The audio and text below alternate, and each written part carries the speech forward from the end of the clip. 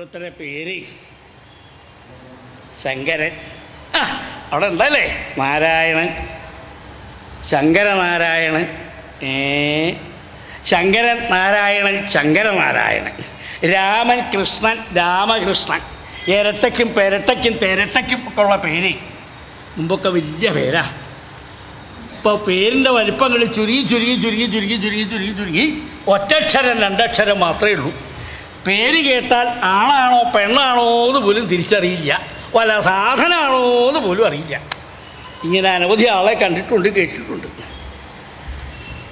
തനിക്ക് രക്ഷിക്കാൻ കണ്ട ഒരാളെ രഘുപുങ്കവൻ. ആരാണോ ഈ രഘുപുങ്കവൻ? ലവലേശം മനസ്സിലായിട്ടില്ല. താൻ തന്നെ പറഞ്ഞു കേട്ടാൽ അല്ലെന്തോഹ എന്തിനാകുന്നത് ഇത്ര വളരെ സംശയിക്കുന്നു? സകല ലോകൈകനാഥനായി ഭക്താനുഗ്രഹീതർപ്പനായി സൂര്യവംശാലങ്കാരഭൂതനായി ദശരഥപുത്രനായി സീതാവല്ലഭനായിരിക്കുന്ന ഭഗവാൻ സ്വാമി ശ്രീരാമചന്ദ്രനെ തന്നെയാകുന്നത് ഇവിടെ ഭഗവാന്മാരുടെ രക്ഷയ്ക്കായി കൊണ്ട് കൽപ്പിച്ചിട്ടുള്ളത്. ആയതുകൊള്ളാം നല്ല ശിക്ഷ വഴിപോലെ ബോധിച്ചു. ഇത്ര രക്ഷാസാമർഥ്യമുണ്ടായിട്ട് തന്തിരുവടിയെപ്പോലെ മറ്റാരും തന്നെ ഇല്ല എങ്കിലും രഘുപുങ്കവൻ എന്ന് മാത്രം പറയുകൊണ്ടായില്ല. അവസ്ഥാഭേദവും കൂടി കുറഞ്ഞു പ്രകാശിപ്പിച്ചിട്ടുണ്ടായിരുന്നുവെങ്കിൽ ഉപാസനയ്ക്ക് ശക്തികരമായി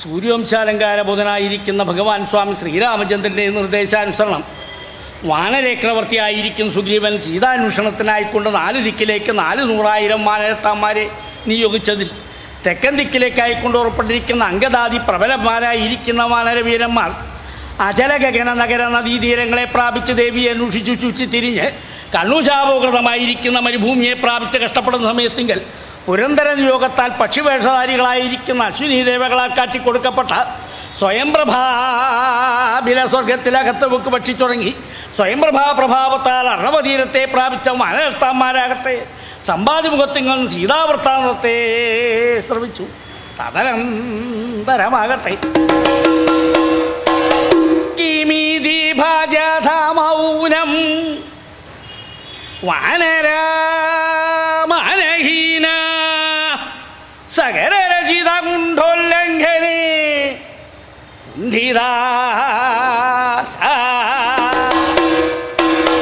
അകലശഭവലേഹ്യം ദുശമം പാടവാദ്യൈ അനവധിമയ ശോക്തിം കിം ദരീതും സമർത്ഥ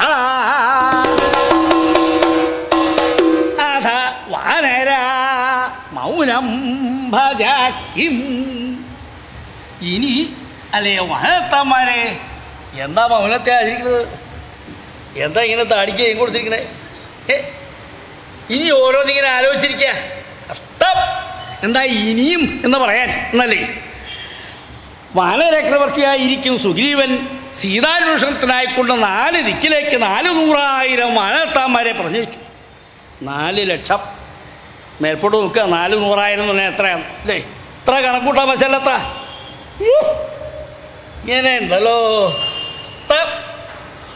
4 ലക്ഷം വാനരത്താന്മാർ 4 ദിക്കിലേക്ക്. അതിൽ തെക്കൻ ദിക്കിലേക്കായിട്ട് പുറപ്പെട്ടിരിക്കുന്ന വാനരവീരന്മാരോ പ്രബലന്മാരായിരിക്കുന്ന വാനരവീരന്മാരാണ്. ബ്രഹ്മപുത്രനായിരിക്കുന്ന ജാമ്പവാൻ, വാലിപുത്രനായിരിക്കുന്ന വാനര യുവരാജാവായി വാലിപുത്രനായിരിക്കുന്ന അംഗദന്റെ നേതൃത്വത്തിൽ വായുപുത്രനായിരിക്കുന്ന ശ്രീഹനുമാൻ തുടങ്ങി 1 ലക്ഷം വാനരത്താന്മാർ. അവർ ഓരോരോ പ്രദേശങ്ങളിൽ ദേവി അന്വേഷിക്കാൻ പുറപ്പെട്ടു. അചല ഗഗന നഗര നദീതീരങ്ങളിലൊക്കെ ദേവി അന്വേഷിച്ചു. ഒരു ദിക്കിലും ദേവിയെ കണ്ടില്ല എന്ന് മാത്രമല്ല അവരലഞ്ഞ് തിരിഞ്ഞ് കുറേ ദിവസമായി നടക്കാറുണ്ടേ. യാത്രാക്ഷീണമുണ്ട്, സമയത്ത് ഭക്ഷണമില്ല, വെള്ളം കുടിക്കാനില്ല. ഇപ്പം ഇത് ഇനിയാണല്ലോ ഇവിടെ ചർച്ച. കുറേ ദിവസമായല്ലോ തുടങ്ങിയിട്ടല്ലേ. വെള്ളത്തിൻ്റെ കഥയാണ്, വേറൊന്നും പറയാനില്ല ഉണ്ടോ. ആകെ വെള്ളത്തിലായി, കുടിക്കാൻ വെള്ളം തന്നെ ഇല്ല ഉണ്ടോ. എല്ലാവരുടെയും വെള്ളത്തിൻ്റെ കാര്യം നോക്കാൻ തരാതിരിക്കുന്ന ആളാണ്. ഇപ്പം വെള്ളം ഇല്ലാന്നല്ലേ പരാതി. ഈ വാനത്താന്മാർ വെള്ളം കുടിച്ചിട്ട് ദിവസങ്ങളായി. ദേവി അന്വേഷിക്കാൻ പുറപ്പെട്ടതാണ്. സമയത്ത് വെള്ളമില്ല, ഭക്ഷണമില്ല, ഉറക്കമില്ല, ക്ഷീണം നല്ലോണം. ഇത്ര ദിവസങ്ങളായിട്ടുള്ള യാത്രാക്ലേശം കൊണ്ട് വാനത്താന്മാരൊക്കെ ക്ഷീണിച്ച് ഓരോരോ ദിക്കിൽ ചടപടധി. അവിടെ ഉണ്ട്. ശിവശിവ, എത്ര എണ്ണ ഈ വാനത്താന്മാരൊക്കെ എന്തേ പറ്റിയവർക്ക്. ഓ, ഇവിടെ കിടന്ന് ദേവലോകത്തിങ്കൽ ദേവേന്ദ്രൻ ഈ കാഴ്ച കണ്ടു. ശ്രീരാമേന്ദ്ര സ്വാമിയുടെ ആവശ്യാർത്ഥം ദേവിയെ അന്വേഷിക്കാൻ പുറപ്പെട്ട വാനരപ്രവരന്മാർ ആകെ ക്ഷീണിച്ച പരവശന്മാരായിരിക്കുന്നല്ലോ. എങ്ങനെ ഇവരും സഹായിക്കുക? ആരാളെ എവിടേക്കാ പോണേ? ഇവിടെ ഒരു ഈ വാനരത്തന്മാരൊക്കെ ക്ഷീണിച്ച അവശന്മാരായിട്ട് കിടക്കുക. എവിടെ അവർക്ക് വെള്ളം വെച്ചാൽ കാണിച്ചു കൊടുക്കുക. ദേവവൈദ്യന്മാരായിരിക്കുന്ന അശ്വിനി ദേവകൾ, അവരോടാണ് കൽപ്പന. അശ്വിനി ദേവകൾ ധരിച്ചു, നല്ല ഭാഗമായി. ഈ കുരങ്ങന്മാർക്ക് വെള്ളം കാണിച്ചു കൊടുക്കില്ല നമ്മുടെ പ്രവൃത്തി. ഇടോ, നമ്മൾ ദേവശ്രേഷ്ഠന്മാർ, ദേവവൈദ്യന്മാർ, ഒന്നിനും പോരാത്ത ഈ കുരങ്ങന്മാർക്ക് വെള്ളം കാണിച്ചു കൊടുക്കുക. ഒരു സ്വാമിയുടെ കൽപ്പനയാണ്, അനുസരിക്കാതിരിക്കാൻ വൃത്തിയില്ല. എന്നാൽ വഴിയുണ്ട്. ഒരു കാര്യം ചെയ്യാം, വേഷം മാറിപ്പോവുക. അശ്വിനി ദേവകളെ രണ്ടുപേരും രണ്ട് പക്ഷികളായി. അവർ പറന്നുപോയി ആ കണ്ണുശാപോകരണമായിരിക്കുന്ന മരുഭൂമിയുടെ സമീപ പ്രദേശത്തിനുണ്ടായിരുന്ന പ്രസ്രവണം എന്ന പർവ്വതത്തിൻ്റെ ഗുഹയിൽ, അതിനടുത്ത് തന്നെ ഒരു ജലാശയം, സ്വയംപ്രഭയുടെ ജലാശയമാണ്. ആ ജലാശയത്തിൽ ഈ പക്ഷിവേഷധാരികളായിരിക്കുന്ന അശ്വിനി ദേവകൾ ചെന്നങ്ങോട്ട് മുങ്ങുക എന്നോ. തൻ്റെ ഇടയിലാണ് മോഹാലസ്യപ്പെട്ട് കിടക്കുന്ന വാനത്താന്മാരെ തലയ്ക്ക് മുകളിൽ വന്ന് ചിറകിട്ടങ്ങോട്ട് കുടഞ്ഞു. വെള്ളം കുടിക്കാനില്ലാതെ കണ്ട് പ്രാണം പിടിച്ചു ഇങ്ങനെ നടക്കുന്ന മേത്തെങ്കിലാണ് മേത്ത് വെള്ളത്തുള്ളി വീഴുന്നേ. വെള്ളത്തുള്ളി വീണ എടോ, അതേ താൻ പരിഭ്രമിക്കണ്ട. എടോ, തന്നോടാ പറഞ്ഞേ മഴ പെയ്യണ്ട, വായ പൊളിച്ചെടുക്കുക. എപ്പോൾ വെള്ളം കിട്ടും?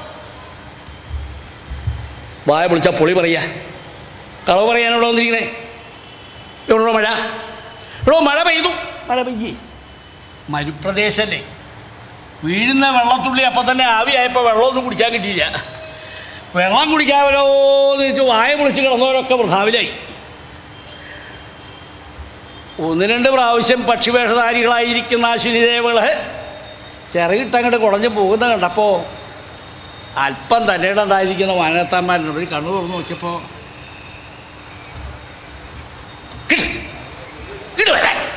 ഈ എൻ്റെ മുഖത്തേക്ക് അങ്ങോട്ട് നോക്കാൻ താരാ വരുന്നത്. എടോ, ഇങ്ങോട്ടല്ല നോക്കണം, അങ്ങോട്ട് അങ്ങോട്ട് നോക്ക. രണ്ട് പക്ഷികൾ അവർ വെള്ളമുള്ള നിൽക്കുന്ന വരുന്നത്. ആ പക്ഷിമാർഗം പിന്തുടർന്നാൽ വെള്ളം കുടിക്കാം.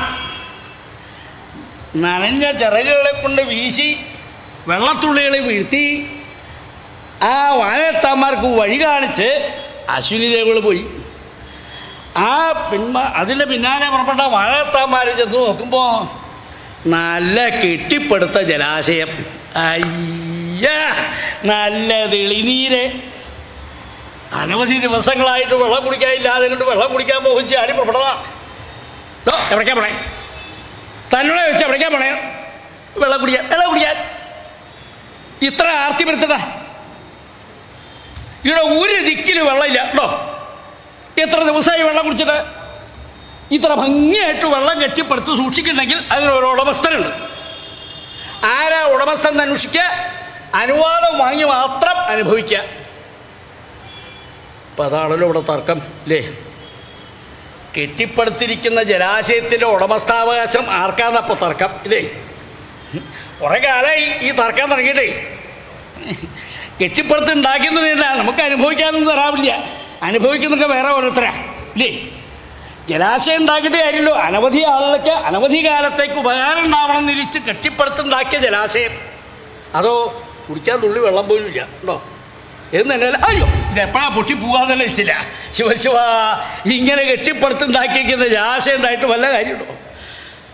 അതല്ല, നല്ല തെളിനീരാ, നല്ല വെള്ളം, സുഭിക്ഷമായിട്ട് വെള്ളമുണ്ട്. ഇതിൻ്റെ ഉടമസ്ഥനാരാ? അപ്പം അതല്ലേ ഇപ്പോൾ തർക്കം. എവിടേക്കാ? ഓ, ഉടമസ്ഥനെ അന്വേഷിച്ച് പോവാ.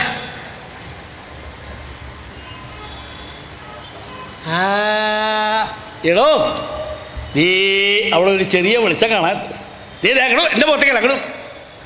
അത് തന്നെ. ആരാ? സ്വയംപ്രഭ. സ്വയംപ്രഭേ, ഞങ്ങൾ അനവധി ദിവസമായി വെള്ളം കുടിച്ചിട്ട് ഞങ്ങളുടെ പ്രാണനിപ്പം പോവും. ഇത്ര വെള്ളമുള്ള സൂക്ഷിച്ചിരിക്കും, ഞങ്ങൾക്ക് കുറച്ച് വെള്ളം കുടിക്കണമല്ലോ. അതേ, ദാ മുഷിഞ്ഞ് പോകുന്നു വേണ്ട, മതിയാവോളം വെള്ളം കുടിക്കാം. നീ വെള്ളം കുടിക്കാൻ മാത്രമാക്കണ്ട കേട്ടോ, നല്ല തുടുത്ത് പഴുത്ത പാകം വന്ന പഴങ്ങളും ഉണ്ട്. വെള്ളം കുടിക്കുക, പഴം തിന്നുക, വിശപ്പും മാറും, ദാഹവും മാറും. എന്താ അതങ്ങോട്ട് കേട്ടപ്പം നല്ല ഉത്സാഹമായി വാഴത്താന്മാർക്ക് വേഗം വെള്ളം കുടിക്കാൻ ചാടി പുറപ്പെട്ടപ്പോൾ സ്വയംപ്രഭ, വാഴത്താന്മാരെ, നിങ്ങൾ ദാഹിച്ച് വലഞ്ഞു വരുന്നവരല്ലേ അല്ലേ? നിങ്ങൾക്ക് ആവശ്യം പോലെ അനുഭവിക്കാം, നശിപ്പിക്കരുത്. അല്ല, കുരങ്ങന്മാരെ വെറുതെ അങ്ങനെയാണല്ലോ, അവരവർക്ക് ആവശ്യം ഉണ്ടെങ്കിൽ ഇല്ലെങ്കിലും വേണ്ടില്ല കടിക്കാൻ തുപ്പ അല്ലേ? അനവധി ആളുകൾക്ക് അനവധി കാലത്തേക്ക് ഉപയോഗിക്കാൻ ഉണ്ടാക്കി വെച്ചതാണ് ഇത്. നിങ്ങൾക്ക് ആവശ്യം പോലെ അനുഭവിക്കാം, പക്ഷെ നശിപ്പിക്കരുത്. കേട്ടില്ലേ?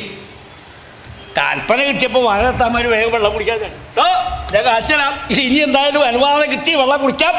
എങ്ങനെയുള്ളൂ ആ വെള്ളം കുടിക്കാം? അതോ വെള്ളത്തിൽ ഇറങ്ങിയിരിക്കും ഉണ്ടോ? മതിയാവോളം മുക്കി മുക്കി കുടിച്ചു. വെള്ളം കുടിക്കാൻ പുറപ്പെട്ടേ മതിയായോ? അല്ല, മുക്കി മുക്കി കുടിച്ചാൽ മതിയാവോ? മതിയായില്ലെങ്കിൽ വഴിയുണ്ട്. കമന്ന് കിടന്നങ്ങോട്ട് കുടിക്കുക.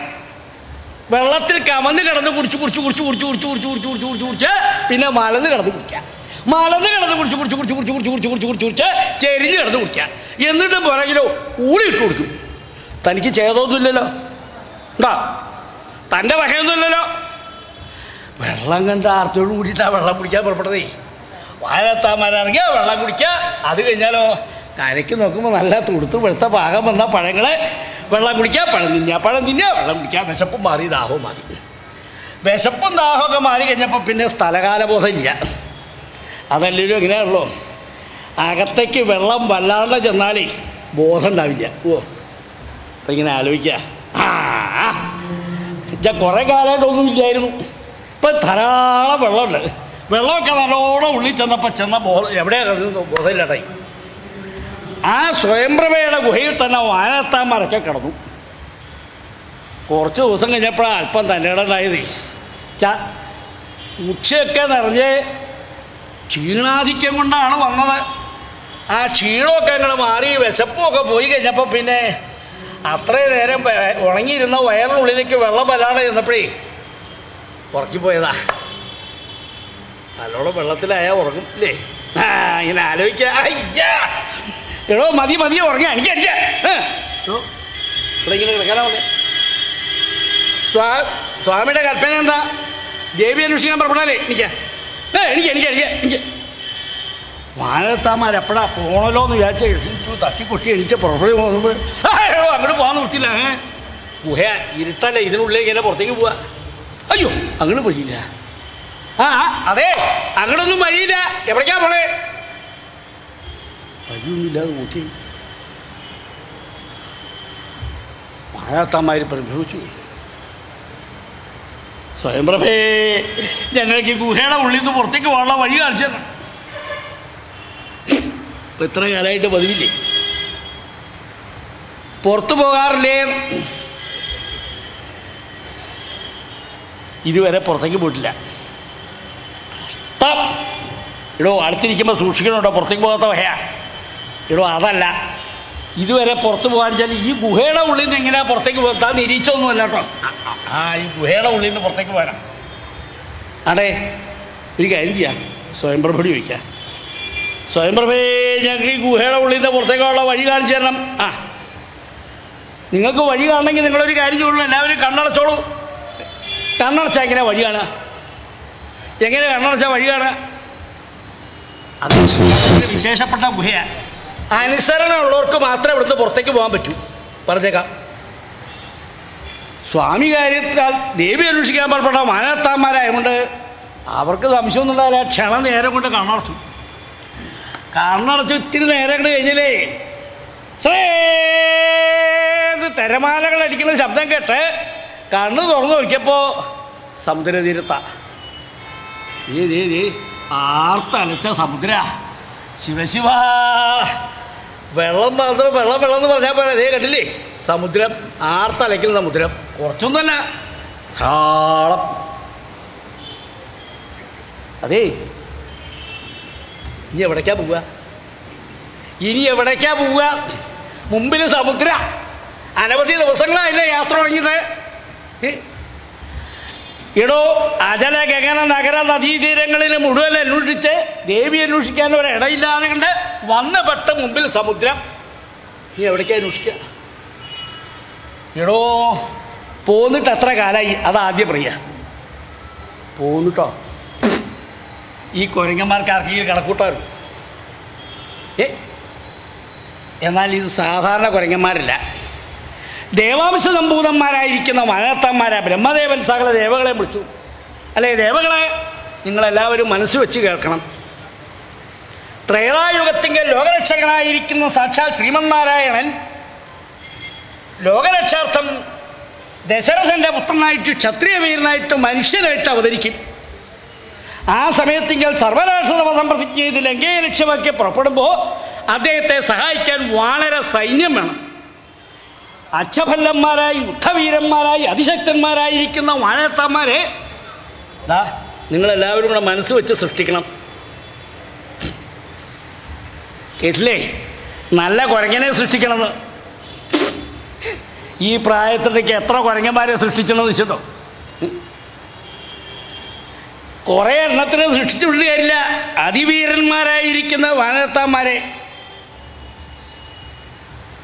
ഇതാരുടെ സൃഷ്ടിയാ? ഇതൊന്നും വീരത്വമൊന്നുമില്ല. അതിശക്തന്മാരായിരിക്കുന്ന വാനരത്തന്മാരെ ബ്രഹ്മദേവൻ, ഞങ്ങൾ ദേവന്മാരെ, ഞങ്ങൾ ദേവസ്ത്രീകളൊക്കെ ചെന്ന് വാനരത്തെ പ്രസവിക്കണം എന്ന് പറഞ്ഞാൽ അവർ കൂട്ടാക്കിയില്ലെങ്കിലും ഒരു കാര്യമുണ്ട്, ബലാത്കാരം. പതുക്കെ പറയാം, ബലാത്കാരം ഇപ്പം ദിവസം നടക്കണത് തന്നെയാണ്. എവിടെ നോക്കിയാലും ബലാത്കാരം മാത്രം. എന്താ ഈ ബലാത്കാരം തോന്നാൻ ഇഷ്ടമുണ്ടോ? എന്താ ആലോചിക്കണേ? തലയിലൊന്നുമില്ല, പിന്നെ എങ്ങനെയാ പറഞ്ഞാൽ മനസ്സിലാവുക? എന്താ ആലോചിക്കണം? ബലാത്കാരം എപ്പോഴാണ് തോന്നുക? മനസ്സിൻ്റെ ചപലത കൊണ്ടാണ് ഈ ദുഷിച്ച പ്രവണതകളൊക്കെ ഉണ്ടാവുക. അങ്ങനെ നിങ്ങളുടെ മനഃചാപല്യത്തോടുകൂടി കാമാവേശത്തോടുകൂടി എവിടെയെങ്കിലും ചെന്ന് എന്തെങ്കിലും വികൃതി കാണിച്ചാൽ ഉണ്ടാവുന്നതൊക്കെ ഇതേപോലെ അടക്കോതുക്കില്ലാത്ത ഭയവും. അതിവീരന്മാരായിരിക്കുന്ന വാനരത്തന്മാരെ, ദേവന്മാരെ നിങ്ങളെ മനസ്സ് വെച്ച് സൃഷ്ടിച്ചോളണം. അങ്ങനെ ബ്രഹ്മദേവൻ്റെ കൽപ്പന പ്രകാരം സൃഷ്ടിച്ച വാനരത്തന്മാരാണ്. ഓരോരോ ദേവന്മാരും മനസ്സ് വെച്ച് സൃഷ്ടിച്ച വാനരത്തന്മാരായതുകൊണ്ട് അവർ അതിവീരന്മാരായിരിക്കുന്ന വാനരത്തന്മാരാ. ബ്രഹ്മദേവൻ അല്ല, അവിടുന്ന് സൃഷ്ടിയൊന്നും പതിവില്ലേ? അല്ല, കുരങ്ങനെ സൃഷ്ടിക്കണമെന്ന് പറഞ്ഞു. എങ്ങനെയാ? ഞാൻ ആദ്യം തന്നെ ഒരു സൃഷ്ടി കഴിഞ്ഞു. ലോകമുണ്ടാക്കിയപ്പോൾ തന്നെ ഒരു വാനരത്തിന് ജന്മം കൊടുത്തിട്ടുണ്ട്, ജാമ്പവാൻ.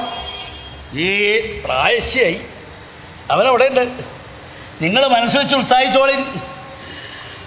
അങ്ങനെ ബ്രഹ്മദേവൻ പറഞ്ഞുണ്ടായിട്ടുള്ള വാനരത്തന്മാരായതുകൊണ്ട് അവർക്ക് കണക്കൂട്ടാനൊന്നും വലിയ വിഷമമുണ്ടായില്ല. ഋതുഭേദങ്ങൾ കണക്കാക്കിയപ്പം ഒരു മാസം കഴിഞ്ഞു പൂർത്തിയായി. ഒരു മാസം കഴിഞ്ഞപ്പോഴേക്കില്ല, അയ്യോ വൈകിച്ചെന്നാൽ സുഗ്രീവൻ്റെ ശിക്ഷയുണ്ട്. എന്താ വെച്ചിട്ടോ? ശൂലത്തിൽ കയറ്റി കൊല്ലുന്ന. അയ്യോ, ശൂലത്തിൽ കയറ്റി കൊല്ലുക. അതെങ്ങനെ ശൂലത്തിൽ കയറ്റി കൊല്ലുക? ശൂലം ഇങ്ങോട്ട് വന്ന് കയറിയ നമ്മൾ ശൂലത്തിലേക്ക് അങ്ങോട്ട് ചെന്ന് കയറിയേ.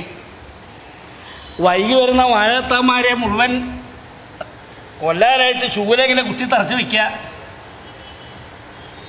നിങ്ങളൊക്കെ ദേവി അന്വേഷിക്കാൻ പുറപ്പെട്ട വാനത്താമല്ലേ? എന്താ പോയിട്ട് വൈകിയത്? ഇവിടെ വരും. കയ്യും കാലും കൂട്ടി പിടിക്കുക. കുത്തി തറച്ചു വെച്ചിരിക്കുന്ന ശൂലത്തിൻ്റെ മുകളിലേക്ക് അയ്യോ അയ്യോ സുഗ്രീവനെ ശൂലത്തിൽ ഇറക്കി കൊന്നു. തന്നെ കൊന്നു. അല്ല, ശൂലത്തിൽ ഇറക്കുമ്പോഴത്തെ വേദനയെ ചാവൂന്നുള്ള ഉറപ്പല്ലേ? ഇപ്പൊ കൊല്ലാനാണ് ഇറക്കണതേ. അപ്പൊ വേദന എടുക്കില്ലേ? ഇപ്പൊ വേദന എടുക്കാണ്ട് ചാവാൻ വല്ല വഴിയുണ്ടോ? കുറേ കാലമായി ഓരോരുത്തർ ശ്രമം തുടങ്ങിയിട്ട് വേദന അറിയേണ്ട മരിക്കാൻ വല്ല വഴിയുണ്ടോ? അല്ലേ? എന്തൊക്കെ പരീക്ഷണ നിരീക്ഷണങ്ങൾ കഴിഞ്ഞ് വേദന അറിയാണ്ട് മരിക്കണം എന്ന് തിരിച്ച് എന്തെങ്കിലുമൊക്കെ വാങ്ങിച്ച് കഴിച്ചാൽ ആ മരണങ്ങളൊക്കെ ദുർമരണങ്ങളും ശാശ്വതമായ മരണം വേണമെന്നുണ്ടെങ്കിൽ അതിനുള്ള പ്രവൃത്തിയാണ് ചെയ്യേണ്ടത്. അതിനെന്താ വഴി? അനായാസേന മരിക്കണം. എല്ലാവരുടെ മുഖം അനായാസേന മരിക്കണമെന്നാണ് അല്ലേ? എത്ര കാലമായി മരിക്കണം മരിക്കണം എന്ന് വിചാരിച്ചു കിടക്കണു. തലയൊക്കെ നരച്ചു കുറച്ച് കണ്ണൊക്കെ കൊണ്ടിപ്പെട്ടിട്ട് വായിൽ പല്ലുമൊക്കെ പോയി. എപ്പോഴാണ് വേദന അറിയാണ്ട മരിക്കാൻ പറ്റുകയെന്നാ? അതിന് വഴിയുണ്ട്. അകത്തേക്ക് വെള്ളവും വേണ്ട, ഭക്ഷണവും വേണ്ട. വെള്ളവും ഭക്ഷണവും ഇല്ലാണ്ട് ഇടയ്ക്ക്. അപ്പം എപ്പോഴാ ആയുസത്തിയ ചാവും? എല്ലാവരും ഒന്നിച്ച് ചാവുമല്ലേ? വാനത്താന്മാരെല്ലാവരും ഒന്നിച്ച് മരിക്കാൻ കിടക്കും. അപ്പോഴേ ഒരു ചെറിയ സംശയം, എല്ലാവരും ഒന്നിച്ച് മരിക്കാൻ തീർച്ചപ്പെടുത്തിയില്ലേ? എല്ലാവരും ഒന്നിച്ച് മരിച്ചാൽ ആരാ നിലത്തിറക്കാൻ? നിലത്തിറക്കി എന്താ ആലോചിക്കണേ? അല്ല, എല്ലാവരും ഒന്നിച്ച് കൂട്ടത്തോടെ മരിക്കണമെങ്കിൽ നിലത്തിറക്കാൻ ആൾ വേണ്ടേ? നിലത്തിറക്കാനൊന്നും ആരും ഉണ്ടാവില്ല. ആദ്യം തന്നെ നിലത്തിറങ്ങിയാണ് കിടന്നാൽ മതി. നിലത്തിറങ്ങി കിടന്നാൽ മതി. ഇത്ര വകതിരിവില്ലാണ്ട പ്രായമാകുന്നവർ കുറേശ്ശെ വകതിരിവ് വേണം. മനസ്സിലായിട്ടോ? എടോ, നിലത്തിറക്കാന്ന് പറഞ്ഞാൽ ചടങ്ങാ. അതറിയോ? എങ്ങനെയാ? ഇപ്പോൾ ഉള്ളവർക്ക് ആർക്കും ചടങ്ങൊന്നും വേണ്ടെന്നാ ഇല്ലേ? എന്താ ചടങ്ങെന്ന് വല്ല വെച്ചിട്ടോ? നിലത്തിറക്കുന്നതിന് ഏത് വിഭാഗത്തിൽപ്പെട്ടവർക്കായാലും അതിൻ്റേതായ ചടങ്ങുകൾ. സാധാരണ നിലത്തിറക്കുന്നതിന് എന്താ? മണലും ദർഭയും വിരിക്കുക, തെക്ക് വടക്ക് കിടത്തുക, തെക്കോട്ട് തല, വടക്കോട്ട് കാല്, മുഖം കിഴക്കോട്ട്, ഇങ്ങനെ വേണം കിടത്താൻ. അപ്പോൾ മണലും ദർഭം വേണം. വാനത്തന്മാർ സമർത്ഥന്മാർ കുറച്ച് പേര് ദർഭം മുറിക്കാൻ പോയി. അപ്പോഴാണ് ആലോചിച്ചത്, അതേ മണൽ വേണമെന്നാ. അയ്യോ, മണലോ? ശിവശിവ, ഇനി മണൽ വാരാൻ പുറപ്പെട്ടാലേ സുഗ്രീവൻ്റെ ശിക്ഷ സാരമില്ല അല്ലേ? മണൽ വാരാൻ പുറപ്പെട്ടാൽ സുഗ്രീവൻ ശൂലത്തിൽ കയറ്റി കൊല്ലുന്നേ ഉള്ളൂ. പിന്നെ എങ്ങനെയൊക്കെയാ കൊല്ലുക നിശ്ചയില്ലാണ്. എടോ, മണൽ വേണ്ട വേണ്ടാന്നോ? എടോ, ഈ സമുദ്രതീരത്ത് ധാരാളം മണലുണ്ട്. ആ മണലിൽ ദർഭം അങ്ങോട്ട് വിരിച്ചാൽ മതി. വാഴത്താന്മാരൊക്കെ ദർഭം വിരിച്ചു കിടന്നു. കുറച്ച് ദിവസം കഴിഞ്ഞിട്ട് ആരും മരിക്കണില്ല. കുറച്ച് കഴിഞ്ഞപ്പോൾ അവിടുന്ന് ഇവിടുന്ന് ഓരോരുത്തർ തല വെക്കാൻ തുടങ്ങി. അതേ, ഇതെന്താ മരിക്കാൻ കിടന്നാലേ? എന്താ ചാവാത്തതെന്ന് ആയുസത്തില്ല, അതുകൊണ്ടല്ലേ. ഒപ്പം മരിക്കാൻ കിടന്നാലേ? അതെ, ആരും മരിച്ചല്ലോ ഇല്ല. എങ്ങനെയാ മരിക്കുക? ജാമ്പവാൻ അത് കേട്ടു. വാഴത്താന്മാർ നിങ്ങളങ്ങനെ അകത്തേക്ക് വെള്ളവും ഭക്ഷണം ഇല്ലാണ്ട് കിടന്നാൽ മരിക്കൊന്നുമില്ല. അനായാസേന മരിക്കണമെങ്കിൽ സൽക്കർമ്മം ചെയ്യണം.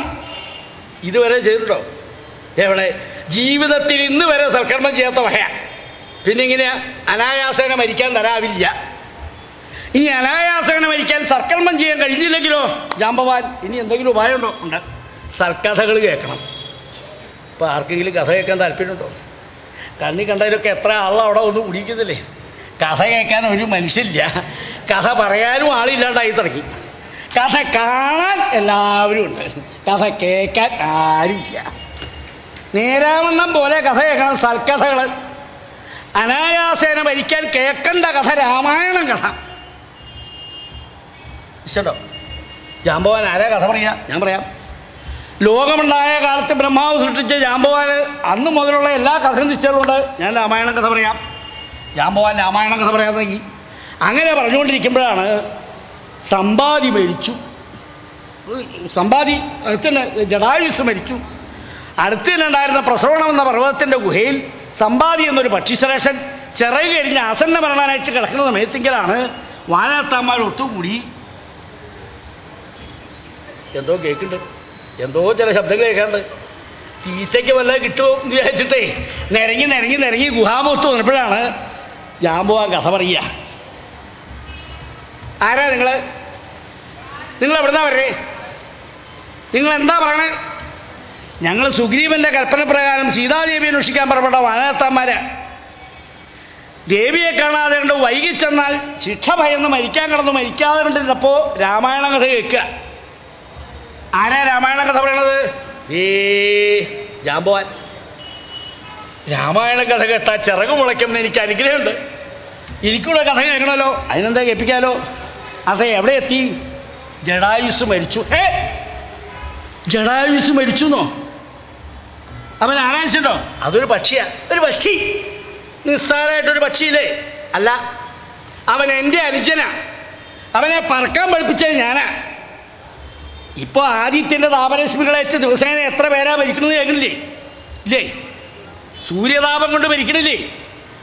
എൻ്റെ അനുജൻ മേലെ ആകാശമാർഗത്തിൽ ഉയരെ ഉയരെ പറക്കണം എന്ന് തോന്നുമ്പോഴൊക്കെ അവനിങ്ങനെ മേപ്പോട്ട് പറക്കണം എന്നില്ല മോഹി. അവനിങ്ങനെ മേൽപ്പോട്ട് ഇങ്ങനെ പറക്കുമ്പോഴൊക്കെ താമരശ്മികളേറ്റ് അവൻ ആപത്തുണ്ടാവരുതെന്ന് വെച്ചിട്ട് എൻ്റെ പരന്ന ചിറക് അവൻ്റെ ഉപരിഭാഗത്തേക്ക് വിരിച്ചു പറത്തി അവനെ പറക്കാൻ പഠിപ്പിച്ചത് ഞാനാ. അവൻ എൻ്റെ അനുജനാ. അവൻ എങ്ങനെയാണ് മരിച്ചത്? രാവണൻ കൊന്നു. എൻ്റെ അനുജൻ മരിച്ചുല്ലോ. ആർക്ക് നിലവിളിക്കുന്നുണ്ടപ്പം ജാമ്പവാൻ കഥ നിർത്തി. അങ്കദാ, അതെ, ഇവൻ ഞാൻ സമുദ്രത്തിൽ കൊണ്ടുപോയി കുളിപ്പിച്ച് അനുജൻ്റെ ഉദയക്രിയാദികൾ മുഴുവൻ കഴിപ്പിച്ചു കൊണ്ടിരിക്കുക. ഉദയക്രിയാദികൾ മുഴുവൻ കഴിപ്പിച്ചു കൊണ്ടുവന്നു. സമ്പാദിയുടെ ആവശ്യപ്രകാരം ജാമ്പവാൻ രാമായണം കഥ പറഞ്ഞു. രാമായണം കഥ കെട്ടി ചിറക് മുളച്ച സമ്പാദി അതിവേഗതയിൽ പറന്നുപോയി. വലിയ താമസം കൂടാതെ മടങ്ങി വന്നു. വാനരത്താന്മാരെ, നിങ്ങൾ ദേവി അന്വേഷിക്കാൻ പുറപ്പെട്ടതല്ലേ, ഇനി നിങ്ങൾ എവിടേക്കും പോകേണ്ടതില്ല. അലഞ്ഞിരിഞ്ഞ് നടക്കേണ്ട കാര്യമൊന്നുമില്ല. ഈ മുമ്പിൽ കാണുന്ന 100 യോജന വിസ്താരത്തോട് സമുദ്രം ചാടിച്ചെന്നാൽ 400 യോജന വിസ്താരത്തോടെ ഇരിക്കുന്ന ത്രികൂടാചലം പർവ്വതം, അവിടെയാണ് ലങ്കാരാജധാനി. അവിടെ അശോകമയോദ്യാനത്തിങ്കൽ ശിംശുവാവൃക്ഷം മൂലകതയായി സശോകമാനസയായി രാക്ഷസീകണ പരിവൃതിയായി സീതാദേവിയെ ഞാൻ കണ്ടു. ഈ സമുദ്രം ചാടിപ്പോയാൽ നിങ്ങൾക്ക് ദേവിയെ കാണാം.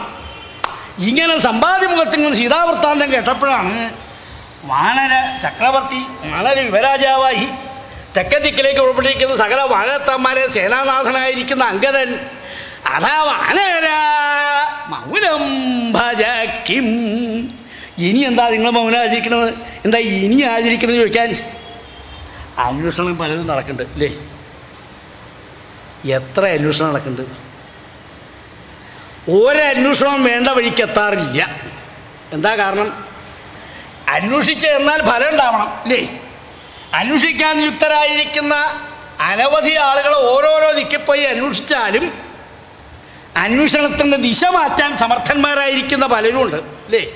അതുകൊണ്ട് ഒരന്വേഷണവും വേണ്ട വഴിക്ക് എത്താറില്ല.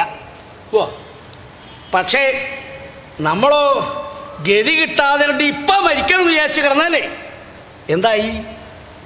നമ്മൾ മരിക്കില്ല. സമ്പാദ്യപുത്രനും സീതാവൃത്താന്തം കേട്ടില്ലേ? ഇനി വൈകിട്ടായാലും സുഗ്രീവൻ ശിക്ഷിക്കാതിരിക്കാൻ വേഗം സമുദ്രം ചാടിച്ചെന്ന് ദേവിയെ കണ്ട് മടങ്ങി വരിക. എന്നാലോ ശിക്ഷ കൂടാണ്ട് കഴിക്കാം. എന്താ ആലോചിക്കണേ? ഇന്നല്ലെങ്കിൽ നാളെ ശിക്ഷ ഉറപ്പാ. അത് കൂടാണ്ട് കഴിക്കണമെങ്കിൽ ഇപ്പം ചാടിപ്പോണം. അങ്കദാ എങ്ങനെ? അതേ എങ്ങനെ ചാടി പോവുക? മുമ്പിൽ കാണുന്ന ആർത്തലയ്ക്കുന്ന സമുദ്ര. സമ്പാദ്യ പോയി വന്നില്ലേ? സമ്പാദ്യ പോയി വന്നില്ലേ പറയാൻ എളുപ്പാ. അവൻ പക്ഷിയാ, അവനെ പറക്കാൻ ചിറകുണ്ട്. നമ്മൾ വാനരത്താന്മാരെ നമ്മളെങ്ങനെയാ പോവുക? വാനരത്താന്മാരെ നിങ്ങൾ പരിഭ്രമിക്കണ്ട. സകരരചിത കുണ്ഠോല്ലംഘനേ മുണ്ടിദാശ. സകരപുത്രന്മാർ കുത്തിക്കുഴിച്ച കുഴിയ. നിങ്ങൾ വിചാരിക്കുന്ന പോലെ സാഗരം സമുദ്രം എന്നൊക്കെ കേട്ട് പരിഭ്രമിക്കൊന്നും വേണ്ട. സൂര്യവംശത്തിങ്കലെ വിഖ്യാതനായിരുന്ന സകര ചക്രവർത്തി അനവധി യാഗങ്ങൾ ചെയ്യാൻ പുറപ്പെട്ടപ്പോൾ ഒരു യാഗമെങ്കിലും മുടക്കണം എന്ന് തോന്നി ദേവേന്ദ്രന്. കയറുന്നില്ല. ഈ സ്ഥാനം കിട്ടാൻ മോഹിച്ചിരിക്കുന്ന ആളുകളുണ്ട്. അപ്പോൾ അവർ ഇതിന് ശ്രമിക്കുകയാണ്. സകരൻ യാഗം പൂർത്തിയാക്കുകയാണെങ്കിൽ തൻ്റെ സ്ഥാനം പോവില്ലേ? ദേവേന്ദ്രൻ അതാ ധരിച്ചതേ. അയ്യോ, ഇനി എൻ്റെ സ്ഥാനം വലിയ താമസമില്ലാതെ പോവും. ഈ വിദ്വാൻ സഹസ്രയാഗങ്ങൾ പൂർത്തിയാക്കിയാൽ തൻ്റെ സ്ഥാനം പോവും. അപ്പം തൻ്റെ സ്ഥാനം സംരക്ഷിക്കണേ എന്താ വേണ്ടേ? കുറേശ്ശെ കളവ് കാണിക്കാം അല്ലേ? അവനവൻ്റെ സ്ഥാനം ഉറപ്പിക്കണമെങ്കിൽ എന്ത് കളവ് ആവാനോ? ദേവേന്ദ്രൻ വിചാരിച്ചു എന്താ ചെയ്യുക? യാഗാശ്വത്തെ ഒളിപ്പിച്ചു. പാതാളത്തിങ്ക കപിലവാസ്തു മഹർഷി ധ്യാനനിമഗ്നനായിരിക്കുമ്പോൾ അവിടെ കൊണ്ട് കെട്ടി. മഹർഷി അറിഞ്ഞിട്ടല്ല, യാകാശത്തെ കാണാതിനുണ്ട്. സകരൻ വല്ലാണ്ട് കഷ്ടപ്പെട്ടപ്പോൾ സകരപുത്രന്മാർ അച്ഛ പരിഭ്രമിക്കണ്ട, യാകാശം എവിടെ ഉണ്ടെങ്കിലും ഞങ്ങൾ തേടിപ്പിടിച്ചു കൊണ്ടുവരുന്നുണ്ട്. സത്യം ചെയ്ത സകലപുത്രന്മാർ ലോകം മുഴുവൻ അന്വേഷിച്ചു. അതേ എല്ലാ ദിക്കിലും പോയോ? കണ്ടില്ല. അല്ല, പാതാള ലോകം എന്നൊരു ലോകമില്ലേ? അതെവിടെയാ? എടോ കേട്ടിട്ടേ ഉള്ളൂ, അത് എവിടെയാന്ന് വെച്ചില്ല. എടോ എന്താ, അത് ഭൂമിയുടെ അടിയില്ല. ഇപ്പം എങ്ങനെയാ അങ്ങോട്ട് പോവുക? എങ്ങനെയാ ഭൂമിയുടെ അടിയിലേക്ക് പോവുക? ഭൂമി കുഴിക്കുക. ഓരോരോ ദിക്കിൽ കുഴിക്കാൻ പുറപ്പെട്ടു. ഈശാന കോണിൽ കുഴിച്ചു. അപ്പോഴാണ് ആകാശത്ത് ദിഗ്ഗജത്തെ കണ്ടു. ഭൂമിയെ താങ്ങി നിർത്തുന്ന ദിഗ്ഗജത്തെ കണ്ടപ്പോൾ അതെ മതിയാക്കാം, ഇനി അങ്ങോട്ട് പോണ്ട. 7 ദിക്കിൽ കുഴിച്ചു. 7 ദിക്കിലും കുഴിച്ച് ചെല്ലുമ്പോൾ ഭൂമിയെ താങ്ങി നിർത്തുന്ന ദിഗ്ഗജത്തെ കണ്ട് കുഴി അവസാനിപ്പിച്ചു. ആ കുഴികളിലൊക്കെ വർഷം വന്ന് വെള്ളം നിറഞ്ഞു. ആദ്യകാലത്ത് ദിക്കറിയാം, ആ ദിക്കിലെ വെള്ളത്തെക്കുറിച്ച് പറയാം. ഇപ്പം എന്തായി? വർഷം ഇങ്ങനെ കൂടിക്കൂടി വരും. ഇപ്പോഴത്തെ കഥയല്ല കേട്ടോ, പഴയ കഥയാണ്. വെള്ളമൊക്കെ ധാരാളം ഉണ്ടായി വന്നപ്പോൾ എല്ലാ കുഴിയിലെ വെള്ളം കൂടെ ഒരുപോലെ. അപ്പോഴോ ദിക്കും അറിയില്ല, കുഴിയും തിരിച്ചറിയില്ല. അങ്ങനെ എല്ലാ വെള്ളം കൂടെ ഒന്നായപ്പോൾ സകലപുത്രന്മാർ കുത്തിക്കുച്ച കുഴിയാണ്. ആ കുഴിയിലെ വെള്ളം ഒന്നിച്ച് ചേർന്നപ്പോൾ സാഗരം എന്നതിന് പേര് വന്നു. അത്രയേ ഉള്ളൂ. നിങ്ങൾ പരിഭ്രമിക്കുമ്പോഴും വേണ്ട. ആ കലശഭവലേഹ്യം, കലശഭവൻ എന്നൊരു മഹർഷി, അഗസ്ത്യ മഹർഷിയാണ്. ഒരാജപനം കൊണ്ട് ഈ സമുദ്രം ഭരിച്ചിട്ടുണ്ട്. പിന്നെന്താ പരിഭ്രമിക്കുന്നത്? അയ്യോ, ഒരു മഹർഷി കുടിച്ചു പറ്റിക്കേ. വലിയ കൂറ്റന അത്രയ്ക്കൊന്നുമില്ല, ഒരു പെരുവരലോളം മാത്രമേ ഉയരുള്ളൂ. കക്ഷപുക്ഷാദികൾ നീട്ടി യോഗദണ്ഡും കമണ്ടലുമായിട്ട് പോകുന്ന കണ്ടാൽ നോക്കുക, അങ്ങനെ നോക്കണോ? എൻ്റെ മൊത്തക്കല്ല, അങ്ങനെ നോക്കുക. കണ്ടോ? അയ്യാ, ഇത് എന്തൊരു വേഷമാണ്! അയ്യാ, എല്ലാവരും ഒന്ന് നോക്കും. ഒരു മഹർഷി, അത്രയേ ഉള്ളൂ. ആ മഹർഷി ഇത് കുടിച്ചു വല്ലിഞ്ഞാൽ ശക്തി കൊണ്ടാ. നിങ്ങൾ പരിഭ്രമിക്കണ്ട. അതല്ലാണ്ട് സമുദ്രം വറ്റിച്ചുകൊണ്ടേ ഇരിക്കുന്നുണ്ട്. ആരാധനേ? ബടവാഗ്നി. എന്താ ബടവാഗ്നി? ബടവാമുഖത്തിലെ അഗ്നിയാണ് ബടവാഗ്നി. ഔർവ മഹർഷി എന്നൊരു മഹർഷി അച്ഛനെ കൊന്നവനോട് പകരം ചോദിക്കാനായിട്ട് അനവധി കാലം തപസ്സിരുന്നു. തപശക്തി കൊണ്ട് തേജസ് വർദ്ധിച്ചു വന്നപ്പോൾ ദേവന്മാർക്ക് പോലും ഇരിക്കപ്പെടുന്നില്ല. കാരണം ചുട്ടുപഴുക്കുക. ഇങ്ങനെ ആയാൽ ഈ ലോകം മുഴുവൻ നശിക്കും. എന്താ ഒരു വഴി? ആരാണ്? അവിടെ ഒരു താടിക്കാരൻ. ആ താടിക്കാരനാണ് ഇതിന് മുഴുവൻ കാരണം. വേഗം ദേവകളൊന്നും അല്ലേ, മഹർഷേ തപസ് അവസാനിപ്പിക്കണം. ഞാൻ തപസ് അവസാനിപ്പിക്കാം. ഞാൻ ആർജിച്ച തേജസ്, ഈ ചൈതന്യം, ഇതാര് സ്വീകരിക്കും? ലോകരക്ഷകനായിരിക്കുന്ന ശ്രീനാരായണൻ ആ തേജസ്സിനെ വാങ്ങിച്ചു ഒരു കുതിരമുഖത്താക്കി പാലാടിയിൽ നിക്ഷേപിച്ചു. ബടവാഗ്നി സമുദ്രം വറ്റിച്ചുകൊണ്ടിരിക്കുക. ഇടയ്ക്കിടയ്ക്ക് സമുദ്രം തിളയ്ക്കും. ഇടയ്ക്ക് സമുദ്രം തിളച്ചപ്പോൾ തന്നെ കാണാനില്ലേ എത്ര നാശം ഉണ്ടായത്. ഇന്നും സമുദ്രം തിളയ്ക്കുന്നുണ്ട്, സമുദ്രം വറ്റുന്നുമുണ്ട്.